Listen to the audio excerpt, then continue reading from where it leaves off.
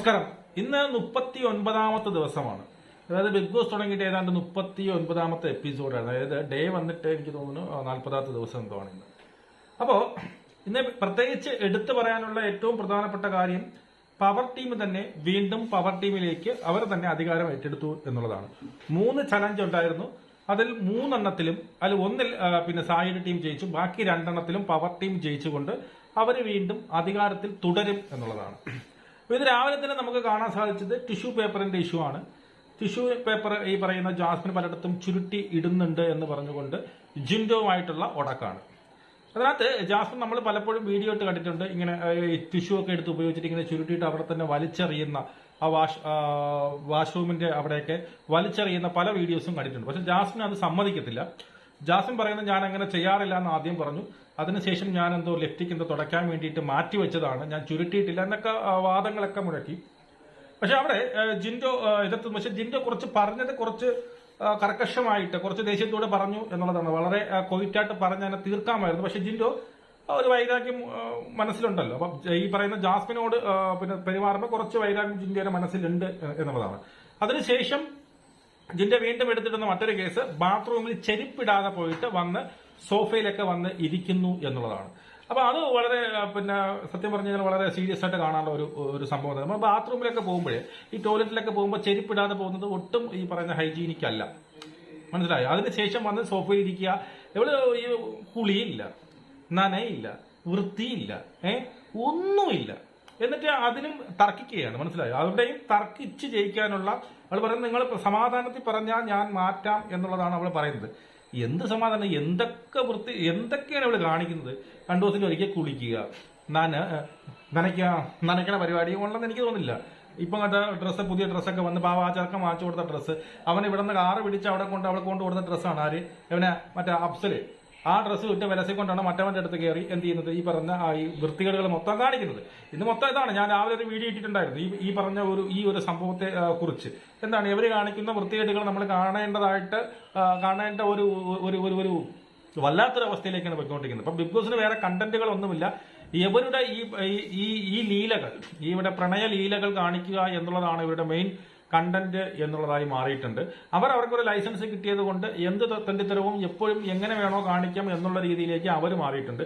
ഇതൊക്കെ കാണേണ്ട ആവശ്യം നമുക്കുണ്ടോ എന്നുള്ളതാണ് നമ്മുടെ ക്വസ്റ്റ്യൻ. ഇവർക്ക് അങ്ങനെ ഒരു പ്രശ്നമുണ്ട്, അല്ലെങ്കിൽ അങ്ങനെയൊക്കെ അവർക്ക് അടി ഒട്ടും അടക്കാൻ പറ്റുന്നില്ലെങ്കിൽ അവർക്ക് നിങ്ങളൊരു സെപ്പറേറ്റ് ഒരു റൂം റെഡിയാക്കി കൊടുക്കുക. അവിടെ കൊണ്ടുവന്ന് അവരെന്തോ ചെയ്തിട്ട് അതിന് നിങ്ങൾ പിടിച്ച് ഏതെങ്കിലും അടൽ പിന്നെ വെബ് സീരീസ് ഉണ്ടല്ലോ, അങ്ങനെ അവിടെയോ അല്ലെങ്കിൽ അടൽ സൈറ്റിലോ അവിടെ എവിടെയെങ്കിലും കൊണ്ട് പോസ്റ്റ് ചെയ്യുക. മനസ്സിലായോ? അല്ലാതെ നമ്മളെ കാണിക്കേണ്ട ആവശ്യമില്ല എന്നുള്ളതാണ്. കൊച്ചുകുട്ടികൾ അടക്കമുള്ള ആൾക്കാർ കാണുന്ന ഈ ഒരു സംഭവത്തിലേക്ക്, ഈ ഒരു ബിഗ് ബോസ് പോകുന്ന പോലുള്ള ഒരു ഷോയിലേക്ക് കാണിക്കേണ്ട ആവശ്യമില്ല. നിങ്ങൾക്ക് വേറെ കണ്ടന്റ് ഇല്ലെങ്കിൽ ഞാൻ ഈ പറഞ്ഞതുപോലെയൊക്കെ ചെയ്തിട്ട് ആ കണ്ടന്റിനെ ഏതെങ്കിലും അഡൽ സൈറ്റിൽ കൊണ്ട് പിന്നെ ചെയ്യും. അതിനകത്ത് നല്ല വ്യൂസ് കിട്ടും. അപ്പൊ ഇതാണ് ഇവിടെ പറയുന്നത്. പിന്നെ ഈ പറയുന്ന ഗബ്രി ആയാലും ഈ പറയുന്ന ജാസ്മിൻ ആയാലും എപ്പോഴും പറഞ്ഞുകൊണ്ടിരിക്കുന്ന ഒരു കാര്യമുണ്ട്, നമുക്ക് പ്രണയമില്ല എന്നുള്ളതാണ്. ഗബ്രി ഇന്നും പറയുന്നുണ്ട് എനിക്ക് പ്രണയമില്ല എന്നുള്ളത്. ജാസ്മിനും പറയുന്നുണ്ട് പ്രണയമില്ല, നമുക്ക് നിർവചിക്കാൻ പറ്റാത്ത, അല്ലെങ്കിൽ നമ്മൾ പേരെടുത്ത് പറഞ്ഞ ഒരു പേരില്ലാത്തൊരു ബന്ധമാണ് എന്നുള്ളത്.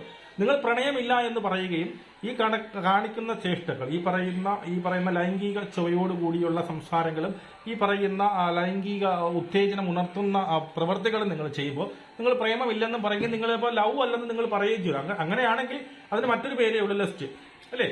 മാംസത്തോടുള്ള പ്രണയം, അതാണോ നിങ്ങൾക്കുള്ളത്? അപ്പൊ നിങ്ങളിപ്പോ പറഞ്ഞു വരുന്നത് എനിക്ക് അങ്ങനെയാണ് തോന്നുന്നത്. ഇപ്പൊ നിങ്ങൾക്ക് പ്രണയമില്ല, നിങ്ങൾ സമ്മതിക്കുക, നമുക്കൊരു പ്രണയത്തിലേക്ക് വരാൻ ആഗ്രഹിക്കുന്നില്ല, പക്ഷെ നിങ്ങൾ കാണിക്കുന്നതെല്ലാം വൃത്തികേടുകളാണ് അല്ലേ? ഈ പറഞ്ഞ എന്താണ് ലൈംഗിക ഉത്തേജനം വരുത്തുന്ന കാര്യങ്ങളൊക്കെയാണ് നിങ്ങൾ ചെയ്തത്. ഉള്ളുകയും കടിക്കുകയും തടവുകയും ഒക്കെ ചെയ്യുമ്പോൾ ലൈംഗിക ഉത്തേജനമാണ് അവിടെ വരുന്നത് അല്ലോ, അതാണ് വരുന്നത്. അപ്പോൾ നിങ്ങൾ എന്ത് ചെയ്യും? നിങ്ങൾ പറയുന്നത് എന്താണ്? നിങ്ങൾക്ക് പ്രണയമില്ല എന്നുള്ളത്, നിങ്ങൾക്ക് ലവ് ഇല്ല എന്ന് പറയുമ്പോൾ നിങ്ങൾക്ക് ലെസ്റ്റ് ആയിരിക്കും. മാംസത്തോടുള്ള പ്രണയമായിരിക്കും, മാംസത്തിന് വേണ്ടിയിട്ടുള്ളതായിരിക്കും. അത് കഴിയുമ്പോൾ ആ സംഭവം കിട്ടിക്കഴിഞ്ഞാൽ പിന്നെ അതങ്ങ് തീരും. അത് സത്യമായിരിക്കും. അപ്പൊ ഇവർ പറയുന്ന അവരെ കള്ളമട്ട് പറയുന്നത് ഞാൻ ഇപ്പൊ എനിക്ക് അതാണ് എനിക്ക് എന്റെ ഒരു കൺക്ലൂഷൻ അതാ എത്തുന്നത്.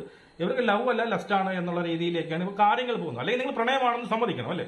നമ്മൾ രണ്ടുപേരും പ്രണയത്തിലാണ് എന്ന് പറഞ്ഞാൽ അതിനുശേഷം പ്രണയബദ്ധരായ രണ്ടുപേർ അല്ലാതെ 2 കമിതാക്കൾ കാണിക്കുന്നതായിട്ട് നമുക്ക് അതിന് ചിത്രീകരിക്കാം. ഇവിടെ നിങ്ങൾ പറയുന്നുണ്ട് നിങ്ങൾക്ക് പ്രണയമില്ല എന്ന് ആവർത്തിച്ച് പറയുന്നു. നമ്മൾ പ്രണയത്തിലേക്ക് പോകാതിരിക്കാൻ വേണ്ടിയിട്ട് നമ്മളിങ്ങനെ തടയിട്ട് വെച്ചിരിക്കുകയാണ്. നമുക്ക് അങ്ങോട്ട് അതിന് വേണ്ടിയിട്ട് നമ്മൾ എന്താണ് അങ്ങനെ ബ്രേക്ക് വെച്ചിരിക്കണം, അതിലോട്ട് പോകത്തില്ല. പക്ഷെ നിങ്ങൾ കാണിക്കുന്ന ചേഷ്ടകൾ മൊത്തം ഈ പറയുന്ന കുടുംബ പ്രേക്ഷകരെ കൊച്ചുകുട്ടികൾക്കൊന്നും കാണാൻ പറ്റാത്ത രീതിയിലുള്ള ചേഷ്ടകളാണ് നിങ്ങൾ കാണിക്കുന്നത് ആണല്ലോ. അതിപ്പോ ഇരിക്കട്ടെ, ആളില്ലെങ്കിൽ ആയിക്കോട്ടെ, എവിടെയായാലും നിങ്ങൾ രണ്ടിനും അടുത്തിരുന്ന് കഴിഞ്ഞാൽ നിങ്ങൾ ഒന്നുകിൽ ദ്വയാർത്ഥങ്ങൾ ചേരുന്ന സംസാരങ്ങൾ സംസാരിക്കുക, അല്ലെങ്കിൽ തടവുക, തൊടുക, പിന്നെ പിടിക്കുക, വലിക്കുക, ഉമ്മ വയ്ക്കുക, ഇങ്ങനെയുള്ള സംഭവങ്ങളെ ചെയ്യുന്നത്. അപ്പൊ ലവ് ഇല്ല, അപ്പൊ ലെസ്റ്റ് തന്നെയായിരിക്കും അല്ലേ, മാംസത്തോടുള്ള പ്രണയം തന്നെയായിരിക്കും. എനിക്ക് ഇതേ പറയാനുള്ളൂ. അപ്പൊ ഞാൻ വീണ്ടും പറയുന്നു, ബിഗ് ബോസിനോടും അല്ലെങ്കിൽ അവിടുത്തെ ക്രൂ മെമ്പേഴ്സിനോടും ലാലേട്ടനോടും പറയുകയാണ്, വരുമ്പോൾ ഇവർക്കൊരു തടയിടണം. അവർക്ക് അങ്ങനെ എന്തെങ്കിലും ഉണ്ടെങ്കിൽ നമ്മുടെ ഈ പറയുന്ന നമ്മുടെ ഫ്രണ്ടിൽ കാണിക്കണ്ട, അവരൊരു റൂമിൽ പ്രത്യേകിച്ച് കൊടുക്കുക, അല്ലെങ്കിൽ അവർ വേറെ എന്തെങ്കിലും എവിടെയെങ്കിലും പോലും ചെയ്യട്ടെ, ബാത്റൂം ഉണ്ട് അല്ലെങ്കിൽ ഡ്രസ്സിംഗ് റൂം ഉണ്ട്, അവിടെയൊക്കെ പോലും ചെയ്യട്ടെ, അവരുടെ പിന്നെ ആഗ്രഹങ്ങൾ നേടിയെടുക്കട്ടെ അല്ലെങ്കിൽ നടത്തട്ടെ, നമ്മളെ കാണിക്കാൻ പ്രശ്നമുള്ളൂ. മനസ്സിലായി? ഇതൊരു കുടുംബം സദസ്സ് കാണുന്ന പിന്നീട് ഈ പറയുന്ന സീരിയലാണ്, സോറി ഈ പറയുന്ന റിയാലിറ്റി ഷോയാണ്. അപ്പൊ അത് മാന്യത കാത്തു സൂക്ഷിക്കേണ്ട ഏറ്റവും വലിയ ഉത്തരവാദിത്വം നിങ്ങൾക്കാണുള്ളത്. അപ്പൊ അത് ഇടുക. അല്ലെങ്കിൽ നിങ്ങൾ ഇത് തടയിട്ടില്ലെങ്കിൽ ഇത് സത്യം പറഞ്ഞാൽ എങ്ങോട്ട് പോകുന്ന എനിക്കൊരു പിടുത്തമില്ല. ആ ലെവലിലേക്കാണ് ഇവർ പോകുന്നത്. ഓക്കെ, ഇതിനിടയ്ക്ക് ഈ പറയുന്ന ജാസ്മിന് വന്നിട്ട് പലപ്പോഴായിട്ട് ഈ പറയുന്ന എന്താണ് ഈ മറ്റുള്ളവരൊക്കെ ശരിയാണ്. ഈ ജാസ്മിന് ഒരു പ്രശ്നം, ഭയങ്കര ഒരു ഈഗോ പ്രശ്നമുണ്ട്. ജാസ്മിൻ എന്തെങ്കിലും പറഞ്ഞ് ഫലിപ്പിച്ച് എവിടെയും ജയിച്ചു നിൽക്കണം, അല്ലെങ്കിൽ വാക്കുകൊണ്ടായാലും പ്രവൃത്തി കൊണ്ടായാലും എവിടെയും ഞാൻ ജയിച്ചു നിൽക്കണം എന്നൊരു ആഗ്രഹമുള്ള കുറച്ച് അഹങ്കാരമൊക്കെ കൂടിയ ഒരു പെൺകുട്ടിയാണ്. അവിടെ ഈ നമ്മുടെ സിബിന്റെ അടുത്തേക്ക് വരുമ്പോൾ സിബിന്റെ മുമ്പിൽ ഒരിക്കലും ഈ പറയുന്ന ജാസ്മിന് പറഞ്ഞു നിൽക്കാൻ പറ്റുന്നത്. സിബിനാണെങ്കിൽ ഒരു ഇതുപോലെ അവളെ കൊണ്ട് സംസാരിക്കാനും കൂടി പിന്നെ അനുവദിക്കാതെ, എനിക്ക് നിന്റെ സംസാരിക്കാൻ ആഗ്രഹമില്ല, നീ സാത്താൻ എന്നൊക്കെ പറയല്ലേ, നിന്റെ മുഖമേ എനിക്ക് കാണണ്ട, നീ കള്ളിയാണ്, നീ നാക്കെടുത്ത കള്ളമേ പറയുള്ളൂ എന്നുള്ള രീതിയിലൊക്കെ പറഞ്ഞ് അവളെ അടപ്പിക്കുമ്പോൾ ഇവൾക്ക് അങ്ങോട്ട് ഭയങ്കര ഫ്രസ്ട്രേഷൻ വരുന്നുണ്ട്. ഇത് ഇവിടെ ഓടി നടന്ന് എല്ലാവരുടെ പറയുന്നുണ്ട്, എന്നെ ഒരു പട്ടിയെ പോലെയാണ് കാണുന്നത്, എനിക്കൊരു പട്ടിക്ക് കൊടുക്കുന്ന വില പോലും എനിക്ക് തരുന്നില്ല, എന്നെ കാണുമ്പോൾ തന്നെ അവർ ഓടുന്നു എന്നുള്ള രീതിയിൽ ഒരുപാട് അടുത്തുനിന്ന് പറയുന്നുണ്ട്. അപ്പൊ അതിന്റെ മെയിൻ കാരണം ഇവർ തിരിച്ചു പറയും. പക്ഷെ ഇവർക്ക് തിരിച്ചു പറഞ്ഞ് അവനെ ജയിക്കാനുള്ള ഒരു സംഭവം വരുന്നത്. അവിടെ എപ്പോഴും സിബിന്റെ മുമ്പിൽ വരുമ്പോൾ എപ്പോഴും തോറ്റു പോകുന്ന ജാസ്മിനെ ഒരുപാട് ഫ്രസ്ട്രേഷൻ ഇടയാക്കുന്നു. അതുകൊണ്ട് തന്നെ ഈ പറയുന്ന ഗബ്രിയോട് വന്ന് സംസാരിക്കുന്നു. ഗബ്രി പറയുന്നുണ്ട്, ഞാൻ ഇതിനെയും കാട്ടി കൂടുതൽ എന്നെയും പറയുന്നുണ്ട്, പക്ഷെ ഈ പറഞ്ഞ പോലെ എന്താണ്, ഞാനത് പുറത്ത് കാണിക്കുന്നില്ല എന്നുള്ളതാണ്. അപ്പൊ ജാസ്മിന് ഇവിടെ പറ്റുന്ന ഒരു കേസ്, ഇങ്ങനെ അവൾക്ക് ഉണ്ടാവും, ശരിയാണ്, ഇങ്ങനെയൊക്കെ പറയുമ്പോൾ വിഷമം ഉണ്ടാവും, പക്ഷെ അത് പുറത്ത് മറ്റുള്ളവരുടെ നിന്ന് പറയാതിരിക്കുകയും എന്ത് ചെയ്യുക, അത് സ്വന്തമായി മറ്റുള്ളവർക്ക് പറയുമ്പോഴാണ് വിഷയം വരുന്നത് അല്ലേ. അത് വേണമെങ്കിൽ ഗബ്രി എടുത്ത് പറയും, എന്റെ അരിമ പിന്നെ കാമുകനിരിക്കില്ലേ, എന്റെ ആത്മനാഥൻ അല്ലെ പ്രാണനാഥൻ ഇരിപ്പുണ്ട്, അവന്റെ അടുത്ത് പോയി പറഞ്ഞ് കരഞ്ഞ് മെഴുകിയിരിക്കുക. മറ്റുള്ളവരുടെ അടുത്ത് ഈ പരാതി പറയുകയും ഞാൻ ഒറ്റപ്പെട്ടു എന്ന് പറഞ്ഞ ആ സ്ട്രാറ്റജി എടുത്തോണ്ട് ഞാൻ ഒരു കണക്കും നടക്കത്തെ. നിങ്ങൾ ഒരിക്കലും നിങ്ങൾ ഒറ്റപ്പെട്ടല്ല ജീവിക്കുന്നത്.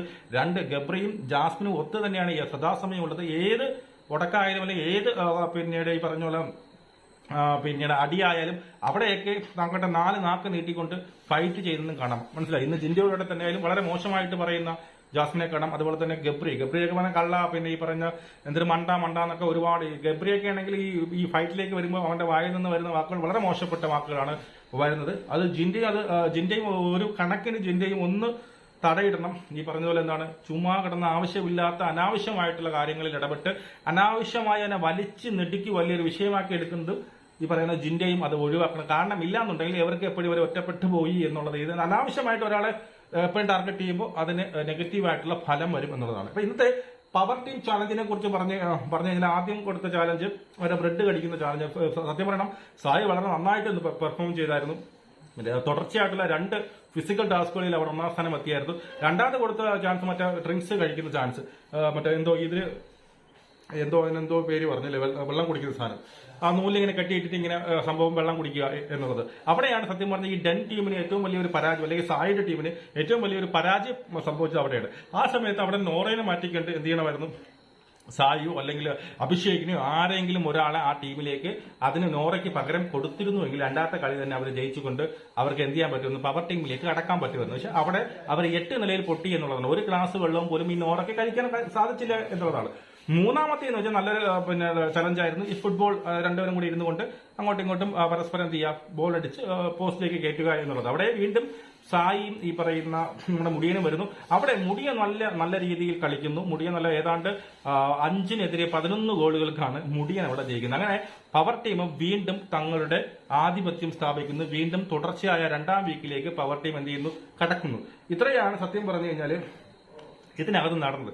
ഇത് വേറെ പ്രത്യേകിച്ചൊന്നും നടന്നില്ല. പിന്നെ കുറെ കുശുമ്പും രാവിലെ തൊട്ട് വൈകിട്ട് വരെ ഇപ്പൊ ഈ വഴക്ക കേൾക്കുമ്പോൾ എന്തോ ചന്തക്കകത്ത് കയറുമ്പോൾ ഒരു സൗണ്ട് ഉണ്ടല്ലോ, 4 സൈഡിൽ കളകളകള ഇങ്ങനെ അലയ്ക്കുന്ന ഒരു സൗണ്ട് അല്ലാതെ ഒരു എന്താ പറയുക, ഒരു ക്വാളിറ്റി ആയിട്ടുള്ള ഒരു ഫൈറ്റോ അല്ലെങ്കിൽ ഒരു ആർഗ്യുമെന്റോ നടക്കുന്നതായിട്ട് എനിക്ക് തോന്നുന്നില്ല. എന്തോ ചുമ്മാ എന്തോ ഒരു ചെറിയ കാര്യത്തിന് വേണ്ടിയിട്ട് ഇങ്ങനെ നാല് സൈഡിൽ കിടന്ന് ഒരുപാട് അലച്ചു പോകുന്നതായിട്ട് എനിക്ക് കാണുന്നത് അല്ലേ. ഒരു ക്വാളിറ്റി ഫൈറ്റ് നമുക്ക് അവിടെ കാണാൻ പറ്റുന്നില്ല. അതുപോലെ തന്നെ വരുന്ന ടാസ്കുകളൊക്കെ ഒരു സാമട്ടിലാണ് പോകുന്നത്. അതുപോലെ തന്നെ പ്രേക്ഷകരുടെ പിന്നീട് ലൈവ് കാണാൻ ഒരുപാട് കുറഞ്ഞിട്ടുണ്ട്. അതിന് പ്രധാനപ്പെട്ട ഒരു റീസൺ എന്ന് പറഞ്ഞാൽ ഈ ജബ്രി കോംബോയാണ്. ഈ ജബ്രി കോംബോയെ കണ്ടോണ്ടിരിക്കാൻ പറ്റില്ല. എപ്പോഴാണ് ജബ്രി കോംബോ കയറി വരുന്നു എന്ന് അറിയത്തില്ല.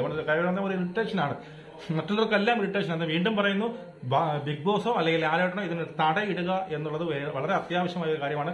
നമുക്ക് വീണ്ടും കാണാം. ശരി.